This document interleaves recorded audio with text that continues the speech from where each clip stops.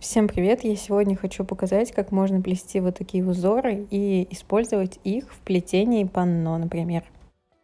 Я использую веревку крученую, беру 3 отрезка, складываю напополам. Сейчас делаю так, как показано на видео. 3 нити слева и 1 нить справа, которая поверх этих нитей кладется и выходит в петельку, которую они создают. Я 3 эти нити выравниваю очень хорошо. Сейчас опять кладу поверх 2 нитей и 1 нитью провожу поверх и опять через заднюю стенку в петельку ввожу. У нас будет получаться такая вот волна, как будто бы. Сейчас мы опять эти 3 нити кладем поверх 2 и 1 нить через заднюю стенку проводим. Видите, прям очень здорово получается.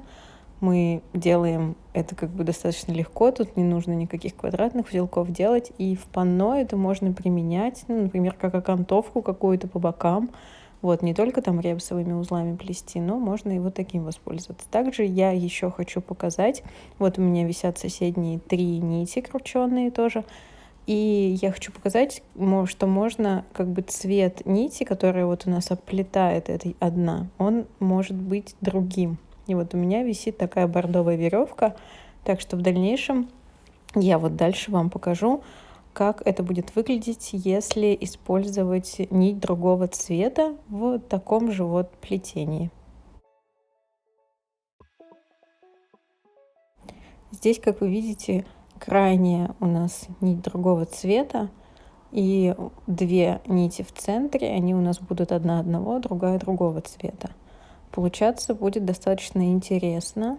Ну, в принципе, как и в начале мы делали, только нить окантовочная, или как ее назвать, она будет другого цвета. Выглядит, конечно, интересно. Знаете, как будто бы какие-то рельсы, я не знаю, ассоциации у меня совершенно различные приходят на ум. И я показываю вам, да, на примере скрученной веревки. Следующий мой пример плетения, он будет основываться почти на этом же узоре, но чуть-чуть изменен. Обязательно посмотрите его, потому что они между собой на самом деле очень похожи, так же как и правосторонний, левосторонний квадратный узел, ну если вы понимаете, о чем я. Вот, и я уже буду показывать на примере хлопкового шпагата и последний узор на примере хлопкового шнура, чтобы вы видели, как они ведут себя в работе и как что будет получаться.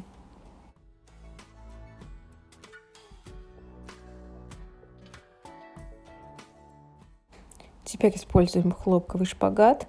Берем также 3 нити, и узор немножко изменится. Для начала также 3 нити, но мы заводим с задней стороны 2 центральных нитей. А нить, которую мы тоже заводили спереди, мы заводим тоже с задней стороны и выводим в петельку, как бы лицевой. Сейчас опять с задней стороны 3 нити. Потом с задней стороны нить нашу, с задней именно, на видео видите, я показываю с задней и в петельку с лицевой стороны. Так, как бы получается, что мы кладем сначала 3 нити позади 2 нитей, и потом одну нашу нить мы тоже кладем позади 3 нитей, но выводим вперед. Вот таким вот образом. И получается совершенно просто потрясающий узел, на мой взгляд, ну как бы плетение. Тут такие диагонали, которые вообще прям потрясно выглядят. Панно, конечно, очень сложно для меня. Я не люблю придумывать что-то такое, но смотря на этот узел, мне кажется, блин, как круто. Просто сделать такие полосы даже будет выглядеть вообще прям замечательно. Вот, пишите, кстати, может быть, вы уже были знакомы с таким плетением, но я вот решила на своем канале оставить, потому что вдруг мне захочется сплести какое-то панно, а тут у меня уже есть как плести, потому что я, бывает, забываю. И еще у меня просто не стартует в мае мой онлайн-курс, только будет офлайн уже. И я думаю, что это будет очень хорошим дополнением к моему как бы онлайн-курсу. И в офлайне я буду уже рассказывать совершенно новые как бы плетения, потому что все уже изменилось за год, нужно дополнять онлайн-курс. А если вы перевернете, то посмотрите, что получается.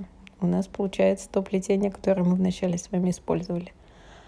Сейчас я еще хочу показать, что можно сделать цветную нить, вот эту, которая будет диагонали делать, но лучше использовать тогда ее одну, потому что вот сейчас вы поймете, что мы складываем как бы за стенкой, но у нас спереди остается еще одна нить, которая у нас тоже является цветной, и тогда получается небольшой сумбур, но тоже выглядит достаточно интересно, согласитесь.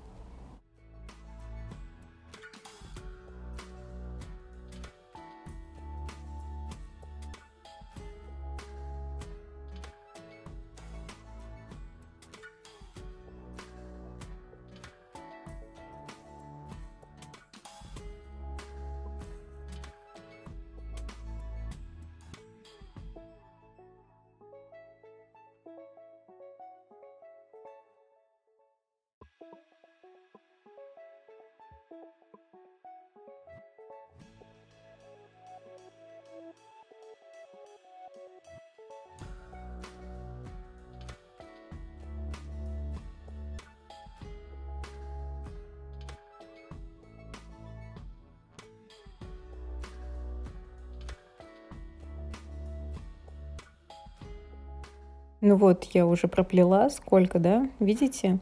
Даже из-за того, что нить одна у нас тоже цветная, это все равно выглядит достаточно как-то ново, да? Не просто репсовые узлы, как я уже говорила, а что-то такое интересненькое. И заключительный пример плетения из хлопкового шнура. Основываемся тоже на том плетении, которое мы с вами проделывали, но смотрите, я уже центральные две нити сзади, да, завожу. И цветную нить я тоже делаю, как в прошлом примере.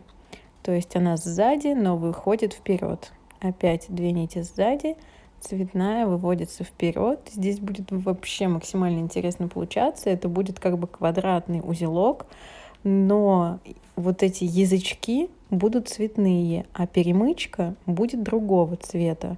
В общем, я попробовала, и мне вообще это очень заинтересовало такое, потому что получается, что я могу попробовать плести какие-нибудь авоськи также. Ну, то есть выглядит это прикольно, потому что, ну как это? А как это делать, чтобы язычок был цветной, а перемычка светлая? Ну, светлая в смысле другого цвета.